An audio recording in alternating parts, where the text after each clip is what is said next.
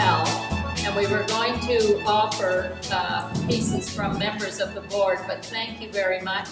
You've come to the table with fabulous pieces, and the board just needs to step back and stay out of the picture here, because there's wonderful things on the table. Now, the format we imagined, and believe me, this is an imagined format, because we have not done this before. But if it is your piece that you have, if you would come forward and just describe a little bit about what some of you know everything about it, some of you know not too much, but as much as you do know about the art and the artist, the time that it was acquired on a timeline, day before yesterday or inherited or whatever would be helpful for just information for those of us who've come to enjoy the exhibition. So if we start it, we have some over here. This is from Reed Timmins, Folk Art in Pleasant Bay, Cape Breton. Very beautiful rooster. He has a shop just on the Cabot Trail, or you can buy from the Flying Kite in Bedeck, and that's where I purchased this because I wasn't able to get up to his shop. But him and his wife make these beautiful, colorful pieces of work.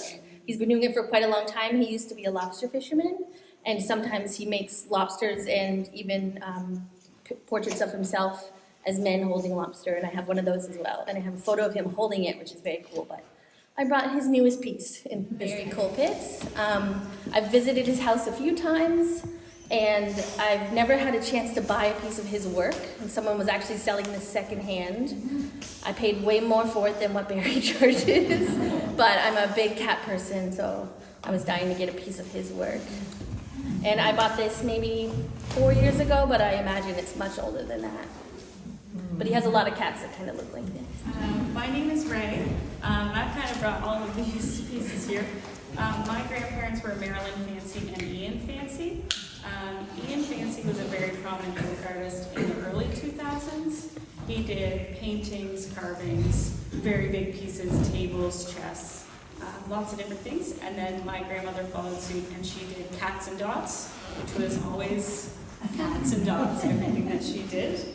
And they also were very painting rocks as well. They were very into that. So my grandfather was a meteorologist for the Navy, and when he retired, my older sister, I'm one of three, so we were his grandkids. My older sister wanted a blanket box and he didn't know that he was good at carpentry, and he was retired and he had lots of time, so he built a blanket box, and then next thing you know, he became a really amazing folk artist. So Marilyn died in 2019 and Ian died in November of this past year, but their legacy lives on, and we have a house full. And we love it that way. So. And you live where? We live in Kentville. Kentville. Yes, but they were from Rockley, which was kind of outside of Spring Hill, Oxford area. And Marilyn dotted. Cats and dots. And dots. Yes. Yes. Cats and dots. Yes. And these are the Beatles, which is my favorite. All right. I guess this is mine. This is to me, an Acadian lady. This is Imelda George from Cape Breton. Imelda graduated from college at the age of 22, worked seasonally at various jobs, started carving in the 90s.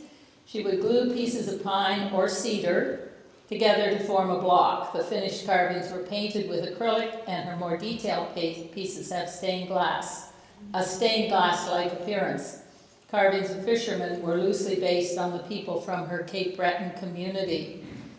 She's famous for her angels, her treasure chests, and her Santas. This was purchased at the second Folk Art Festival in 1990 in a field in Blockhouse. And I'm just wanting one of you to stand up and tell me you have her male companion. Don't ever do that. If there's two on offer, take them both. Mortgage the house, buy them both, because I'll always regret not buying the comparable gentleman in his funeral suit. He's out there somewhere. We separated them on that day, and it was, I don't know what it was. I'd hate to think it was price point, but it was, anyway.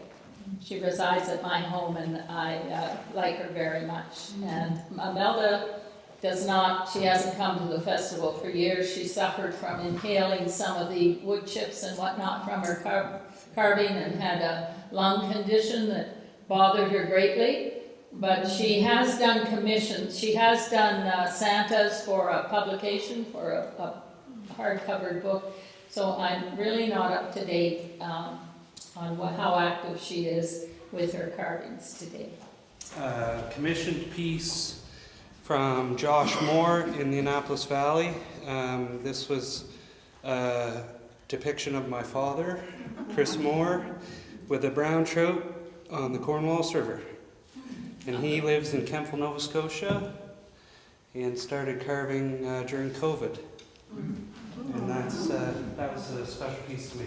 So this is your father? That is a depiction of my father By Josh Moore. Yes, a brown trout fisherman.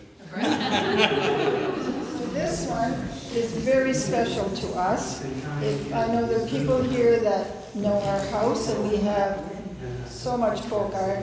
What do you bring? So I've looked at this and looked at this. The story behind this one is by Harold Dick Tuddy, and he was from Glace Bay. He was a machinist and a fisherman, and in his spare time he made Willowick gigs. And then Lauren Green from Cheticamp was driving by. Yeah, it was Lauren Green is in the book. Yeah. And he noticed the work that Dick did, and he encouraged him to do more. And so when Dick retired, he made larger pieces, and he made pieces that were smaller, and sort of like the piece that's on the end there, tabletop pieces. And this one, I don't know what inspired him, but the story behind this is I was in the consignment store in Lunenburg, and this was in the store. And I looked at it, and I looked at it, and I thought, we don't need any more folk art. But I couldn't resist it. So I left the store, and I went back in, and I bought it. And I'm so happy. Dave and I enjoy this so much. So this is a different generation. It's called Generational Talk. And he's saying, now when I was your age, to this young boy, and if you look at the dog's listening to, this is his wife here, and I keep thinking she's saying, what's the old geezer telling him now? And it's just a priceless piece. And I thought, I just noticed actually yesterday when we took this down off the shelf, that if he was still alive, he died in 1999, and this was done in 1995, it's on the bottom. He's got his name and his address on Cape Breton in Glace Bay, and so I guess he wanted people to visit him. But that's the story behind this.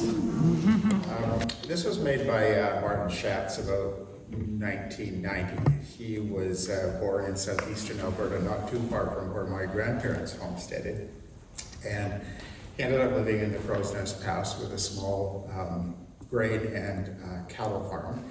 And as those guys of that generation often did, he tried to make some extra money by playing the rodeos. So he knew bronc riding and bull riding and all those things intimately, and those were part of his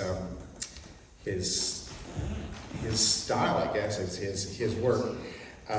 They were all quite narrative, and some of them got really big. He did pieces that were bigger than this table, and they were the band and all the dancers on the barn dance.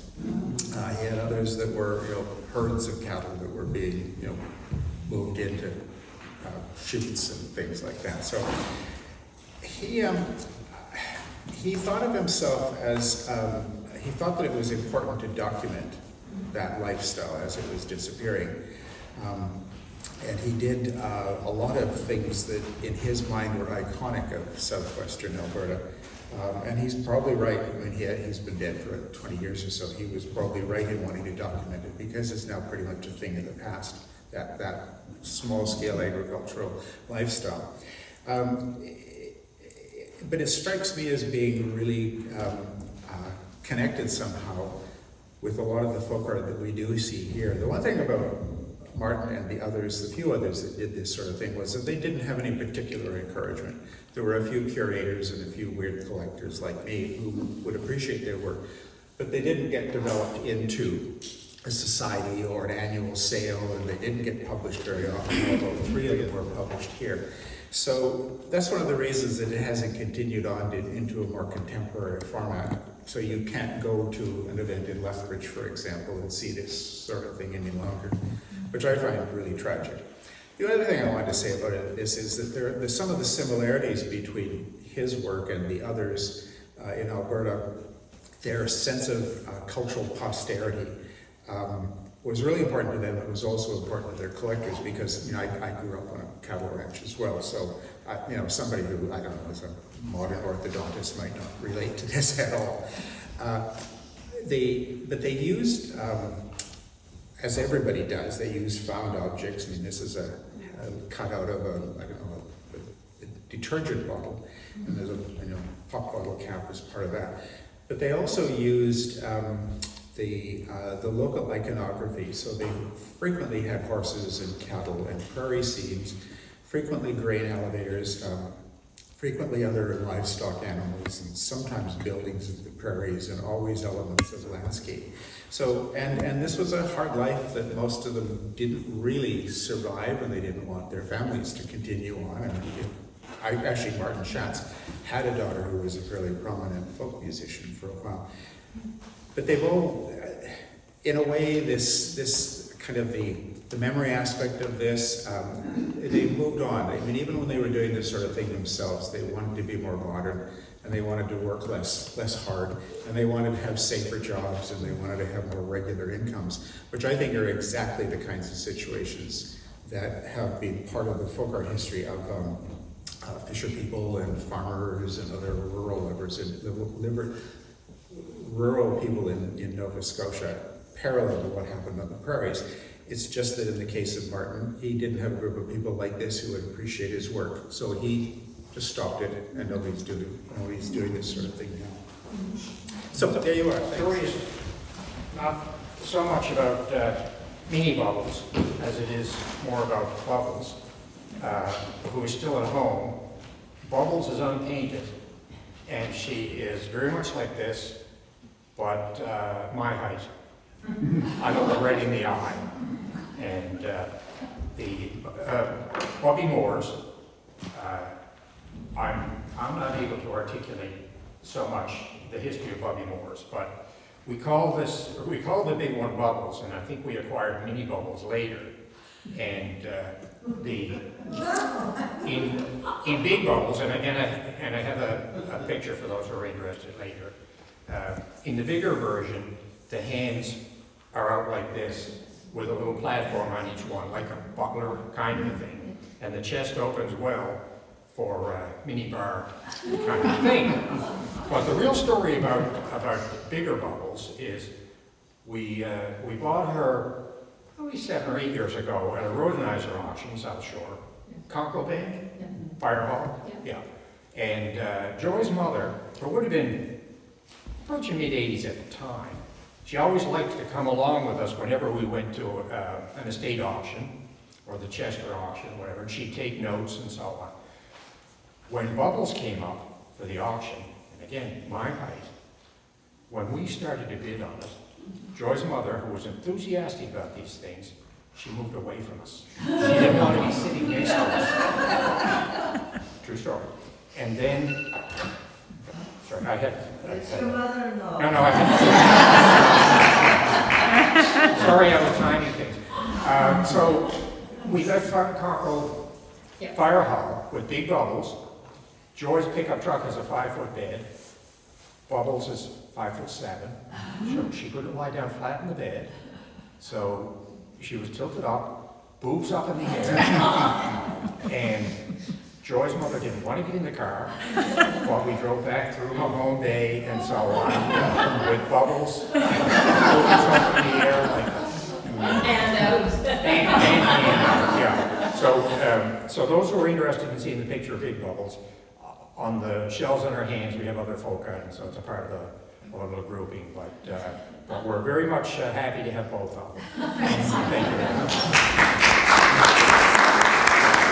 Many of you here have Bradford pieces. She bought this in 2008, and I asked her why. She has quite a curated collection of Nova Scotia folk art, and I asked her why out of her entire collection she chose the Hockey Girl, and this is what she said. Because it was the first piece I loved at first sight. She is proud, tough, and pretty as well. This was long before women's and girls' hockey was widespread. Also, I'm a sucker for anything red or orange. I've loved this girl ever since I brought her home in 2008. And I have a relationship with this girl too, because the collector, many years ago, I had a folk art gallery in town called the Spotted Frog, and this collector came in, lovely woman, and we started talking about this piece, and she said, well, I'm just here checking out a house that we're building, and I'm not in a position to buy anything right now, but I'll be back probably in 6 to 8 weeks when the house is ready, and I'll buy it then. So I said, fine. So this woman left, and I thought, I don't have her name, I have absolutely no identification, but she said she'll be back, so I'm not going to sell this piece. Well, I took it to one side, and sure enough, about 6 or 8 weeks later, this person walks in to buy her Hockey Girl. And this was in 2008. So this girl is much loved. I brought in a couple of pieces by Mark Robichaud. He hasn't been involved with folk art for many, many years, but I chose him because he's a little bit different. He's a crossover artist, which infers that he is a cross between folk and fine art. And when I went to his studio quite by chance, I was totally blown away. His work is, it was like magic to see a room full of his work.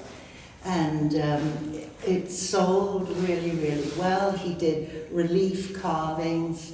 I was so impressed with his work that I got in touch with the Folk Art Museum in New York. That's quite a large one. And asked if they were interested. I sent photographs of his work in purchasing them for their gift shop. And they said yes, so I drove a whole bunch of his work up. And sure enough, they bought it and it sold quickly. And here, the detail in his work, the relief carving, is quite exquisite. And Doug Dawkin does wonderful relief carving, but this content is somewhat different to what we usually see a Nova Scotian folk artist create. And he creates optical illusions with his work. I have a number of these little ones, and I see them as little jewels. The work is exquisite, detailed, and multifaceted when you look closely at the number of items that he carved and identified in his paintings. This painting, his attraction to the female form and the fish form, and he painted that very often. And I asked him one time, what gives? How come? And he said, well, he likes them because they're both very fertile. And unfortunately, Mark has schizophrenia, and he had a huge schizophrenic break from which he really wasn't able to recover. But during this break, he destroyed all his tools, all his work, and which was, of course, heartbreaking to know. And he did start to work again a little bit post the break, but unfortunately his work wasn't of the quality that it was previously. And I understand he is now working at the fish plant outside of Shelbourne. Inga, was he in Blue Rocks? Pardon? Was his studio in Blue Rocks? No, he comes from Mavalette, and he still lives in the area there. We're kind of proud of this piece because it's a very early one. I was going to check the date. Yeah, I was saying 23 years ago, but it's actually 24, so it wasn't too far off. But when we actually commissioned this piece, but we didn't ask Bradford to do a fox, we just said something representative of Nova Scotia. And he said, okay. And we came, looked at it, picked it up, and said, that was brilliant, Bradford. And since then, according to Bradford, he has done hundreds of red foxes. And some of those red foxes are scattered throughout the world. We often give them to our international friends as gifts. So Bradford kind of likes that. It's a good commission. And I do think of it as iconic in terms of folk art in Nova Scotia, because the tagline of our folk art society branding, I guess you could call it, is folk art by the people, for the people, and of the people. And so, of course, Bradford is local, so by the people, for the people. And he rejoices in pleasing the people who buy his work. And of the people, he usually sticks to things that are pretty current and local. So it's an iconic piece in my mind. We are in our 36th year. We fudged that a bit because we missed the COVID thing. But anyway, Bradford is the only artist at the festival today who was there on day one. And when you look at the photo that we bring to the festival of all the artists on the day, with Chris Huntington at the back, and we credit Chris for bringing these people together along with Bernie Reardon and David Stevens from Cape Breton. But all the photos, all the people, Bradford, as a very young Bradford, 1989, is there and is there today when you come in. Up at the right end of the arena near the washrooms. Where do I find Bradford? Up there near the washrooms. So that's, now, where do we go? Is this this? Yes, good.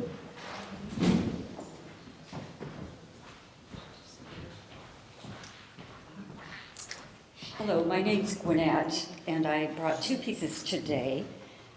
Both of them are a mystery to me because I found them at the Lunenburg consignment store. And I've heard that that's a good place to go. I noticed Iris mentioned that too. And yeah, it is. This, I'm not even sure if it fits in here because I know a lot of people talk about the differences between outsider art and folk art, and some people believe it's all the same. So here it is. I don't know if it belongs or not, but I love this little critter. Everything moves. And see the petals? And the handlebars, I think, were once spools of. Yeah, I'm not sure, but that's what they look like to me. And the saddle is hand carved. And I just love it. You can just tell that somebody made it with love. It's so detailed, and the different moving parts work so well together. It's just, I love it. And yeah, that was less than $20 at the consignment store. So I'll put that there for now. And this guy, I'm having to be careful when I lift him up because they're consignment store, under $20. So this I find really interesting because every surface is painted, including the underside of the wings. And something else that intrigues me is that the metal parts that hold these different body parts together are very, very crude, and they look as if they're iron, handmade somehow, and hammered as well. And I'm having to hold them a certain way right now because they've come loose, and I'm really being careful. And the contrast to these crude iron fittings is, look how the knees are articulated. It's all wood, and they're almost perfect. It's just a strange contrast. So I don't know anything about this guy, and I think both of us would like to know who might have created him. And yeah, I just don't have a clue. Anybody here know anything about roosters? No? Anyone have any thoughts, even, or later, if you have another look? He's beautiful. He's beautifully painted. Yeah, And, yeah, it really is. Yep. The other thing I'm dying to find out about, too, is how to deal with these handcrafted metal pins, because they're coming loose, and I'm not sure what I can do with them. When I first got them, they were quite firm. And They're loosening up, aren't yeah, they are. Yeah. So I'm being very careful with how I hold Yes. them. But Yes. anyway, I think that's about it. I'm That's sorry I don't lovely. have more information. No, you're here to ask questions. This is a big fish by Sidney Howard. He's even signed his name on the back, but he hasn't quite got his name right. I think he's got a B instead of a D, or at least he's realised he's made a mistake. But he would use bits of plastic, and I see here we're having a little bit of trouble with the plastic here. Some of the plastic here he would staple on, as well as doing the carving. So we have this in a cottage on Bell Island, so this is a sort of a favourite piece on the wall. So Sidney Howard was born in Nova Scotia, and then he spent time in Ontario, and he moved back to Cape Breton when his wife died, I think in about 52. He moved back with his 9-year-old daughter, and they had about 5 acres of land, but he couldn't drive a car. And so he thought, well, how are people ever going to find me? So he made a great big sculpture and put it at the end of the driveway, and then people could find their way to see him. And somebody must have alerted Chris Huntington, you should go and see this guy, Sidney Howard. And I think Chris went and he bought a few pieces and eventually bought even more. And Sidney Howard, I think he was one of the first people in the Nova Scotia Folk Art Festivals, one of the really early days. Yes, it was. And it was a feat to come from Cape Breton, to come down to the festival, which was a one-day event. And,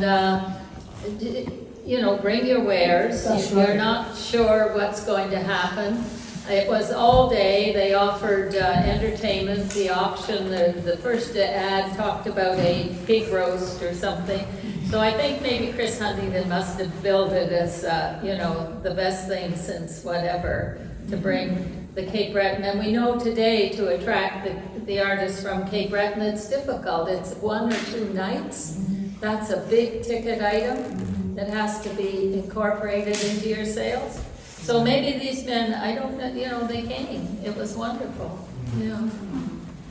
And some of Sidney Howard's work was in the first folk art exhibition in Nova Scotia in 1976. It was the exhibition that went across the country, so it was a really sort of starting point. It was this beginning between Chris Huntington and Bernie Reardon, who was at the art gallery at that particular time. And I think without the connection of both, things wouldn't have taken off quite as they have done. The other little piece that we have in the cottage is by Charlie Atkinson. He's a little clam digger, and he was in the 1976 exhibition as well. There's a little piece of paper stuck on the bottom to say it was in the exhibition. And Charlie Atkinson was from Cape Sable Island, the south side, and he would do lots of bird houses and things like that. And you can see all the little dots here that it was a real feature of his work. And I think towards the end of his life, he suffered a stroke and he was no longer able to do any work. And so I think he put all his work together and he decided he would sell the lot. And one of the pickers or antique dealers must have got hold of Chris Huntington and said, "You should go down and see this person." So he went down and Chris bought everything. So, and I think probably I did buy it at a Chris Huntington auction, even though it may have belonged to Ellen Huntington at one time. Thank you. I've had these canes for decades, and the first one I bought, I just found out today from some wonderful person actually who the artist is. It's called Naughty Lady, and the reason I bought it is because I have blue eyes, blonde hair, and I always wear my lipstick. And when I was working at the show, and I saw this across the way, and I went over to the gentleman who made it, and I said, "I need to buy this." And he said, "Yes, you do." So I love that. And then a couple of years later, he does have a signature on this that we were trying to decipher today, but it's actually his initials. It's LH. And yes, and so we had no idea. And then a couple of years later, he had done birds. Now, I couldn't make up my mind which one I wanted, so I got them both because that's sort of the way it goes.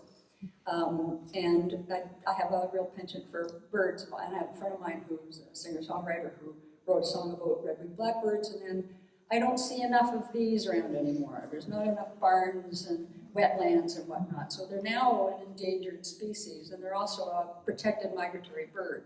So people aren't allowed to fill in ponds and close barns and get rid of the nest if they have them around, which I'm all for. That's what I'm into. My husband Mark Stewart and I we were members of the Provincial Heritage Trust, so we would go around and find old houses that were abandoned or falling down or in bad shape, and we would buy them and restore them to period. Renovation is a dirty word with us, restoration is the way to go. So when I was at Folk Art Festival one year working my control corner. She's there every year. Yeah, yeah. And so I used to be a stewardess, so telling people they have to go this way is sort of a norm, so that's why they have me there. And so when we did a house in Parker's Cove, and when I was there quite a few years ago, I walked around and I saw this, and that is our house that we did. 15-room, 5-bedroom, old Victorian house that overlooked Parker's Cove Bay. And she's written on the back, "Be careful, I love you, hun, Parker's Cove, Nova Scotia," and that's Holly Everett. And so I thought, and we left the house that color because it was like that, and I thought it was perfect for that. So that's our little story. And then here we are in person. So I gave this to my husband Mark for Christmas many years ago. All my animals have always been rescued: dogs, cats, horses, chickens, you name it. And this was Kiefer, the first Chesapeake Bay Retriever that we rescued. He did have a tail, but when the gentleman made this, he didn't make it because he said it's only going to get broken off. So just do that now.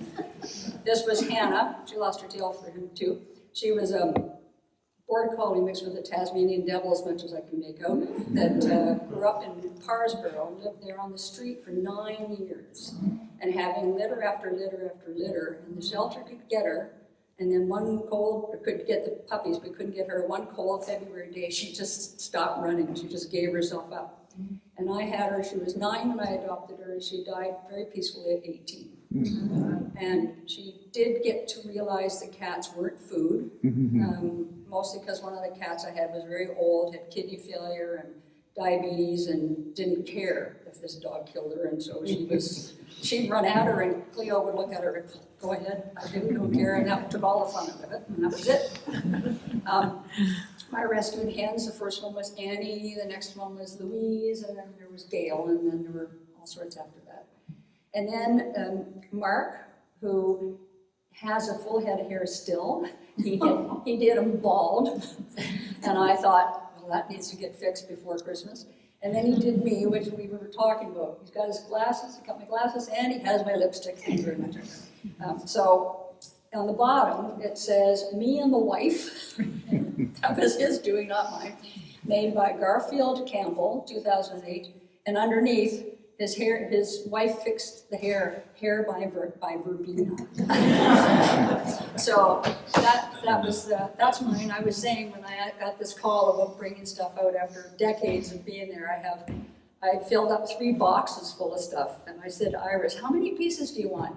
She said 2 or 3. I said, boxes? She said, no, pieces. So I had to whittle it down. So anyway, so next year I'll bring the other 1,001. Okay, thank you very much. So that was 40 years ago, and my mom and I went to this auction, and she bought it. And then she took it to Quebec. And then she brought it back, because she said it really should be in Nova Scotia. And so she left it with me. I had 3 little boys at the time. So my husband and I going, oh no, where are we gonna put it? We're gonna bash into it. The kids are, they're kids. So we had a landing that was quite high, and we just put it up there. And that summer, my parents had bought a piece of land up at Ekamseekum, so they were here for 2 months. And they went back to their apartment in Thetford Mines, Quebec, to find that the apartment above them had leaked hot water for 2 months. So all of their artwork, there was one painting on the wall that I'd given, it was a silk painting, but it was just blank. It had been steamed. So had the box been there on the floor, it would not be here on the floor. So that's my little story about it. Joe Norris, everybody knows Joe Norris. I have the book that has just, so I'm not sure the age of this one. Does it say inside, Theo? Have you ever come? I don't think so. But Chris had it for a long time because my mom wanted me to make sure to tell people she did not do these dings. That was Chris when he had it in his house. So it's been, it's pristine to when we got it. But so 40 years and add whatever time it would take to ding it up. And yeah, but it's a lovely piece. It has inside paintings as well as both sides and the front and top as well. The back is plain, so it's meant to go against a wall, but to do the detailing on the sides and the glasses. Yeah, and inside as well, there's a lovely floral here, and this opens up as well. And it's a beautiful box in its own right with the rat-tailed hinges. There, what does that say? It looks, What is it? You can't read it. You don't know. Yeah. But yeah, maybe.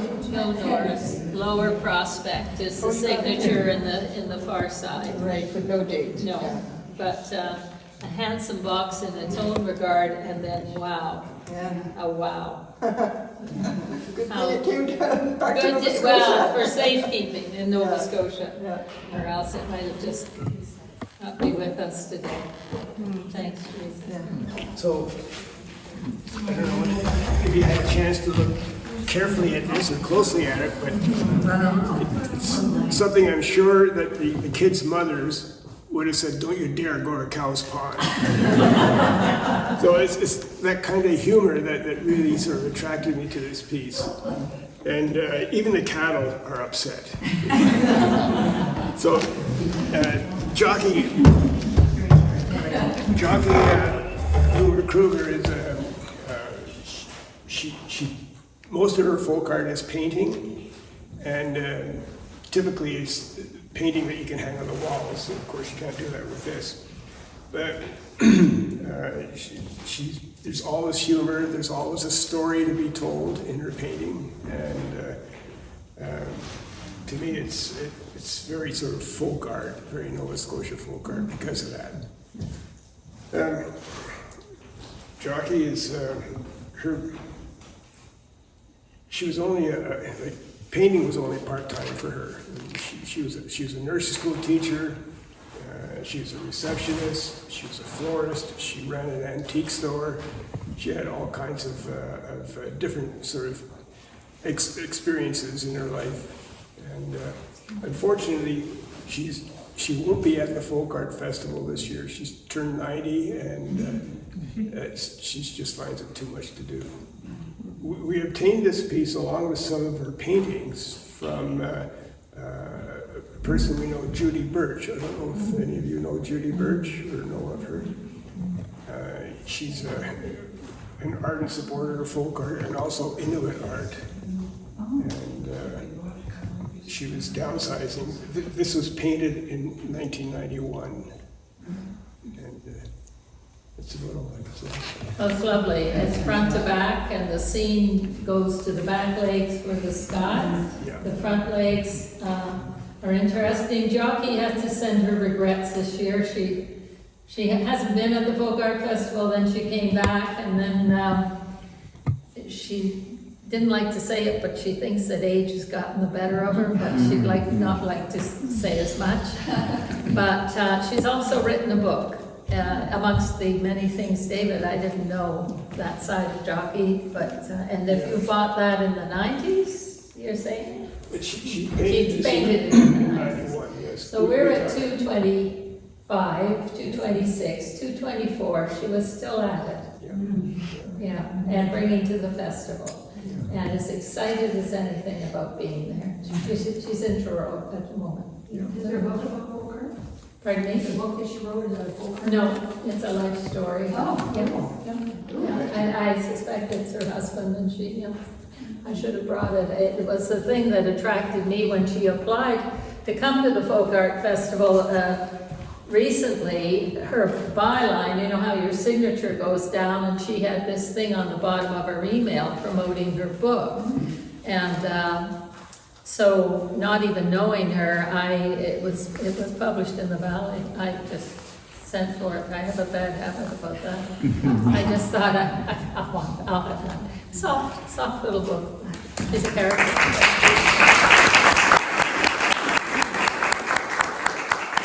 Has anyone wearing anything they want to talk about? Am I missing anything here?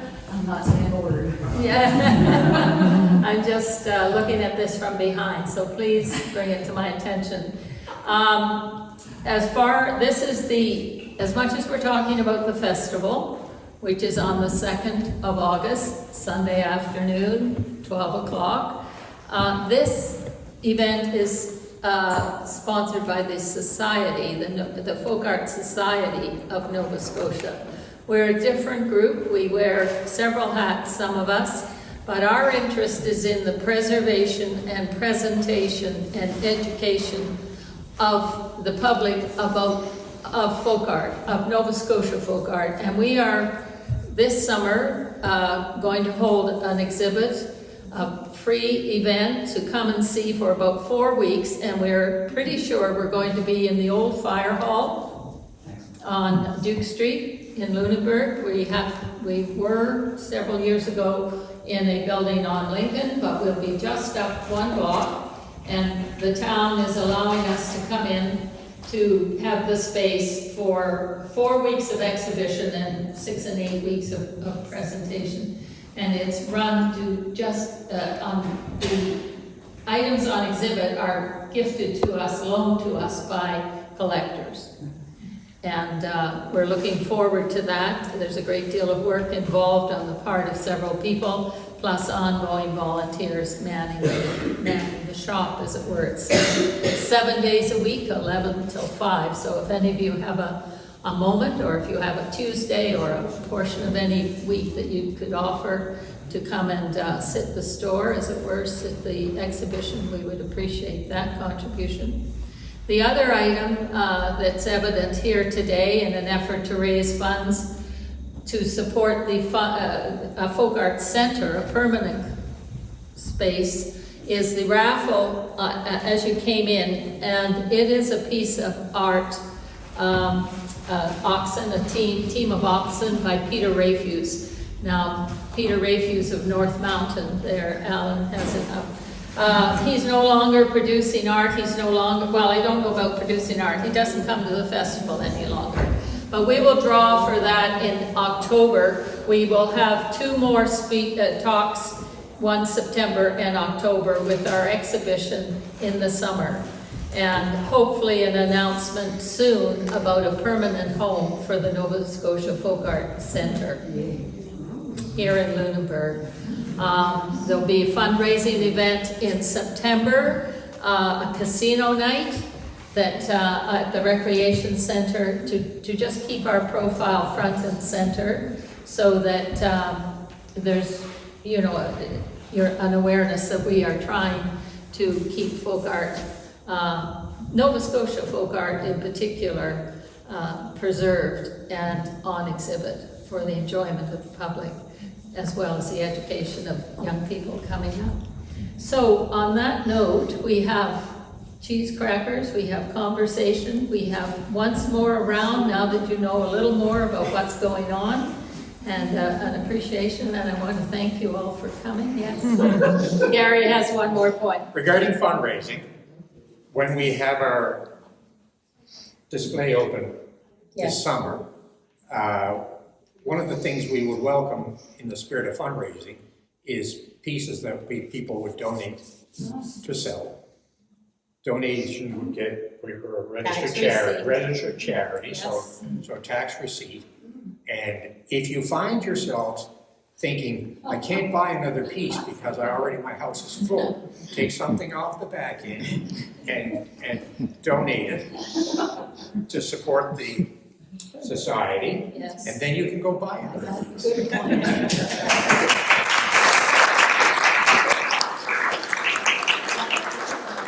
And Harry is right. We are charitable. We have a charitable number with CRA. The value of the piece has to remain under $1,000. It's at your word. If it's over $1,000, you have to have it appraised by a certified appraiser. But we can receipt anything. Individual pieces, individual receipts, and the point's well taken. We will then possibly be able to turn it into cash for the center. So thank you all for coming.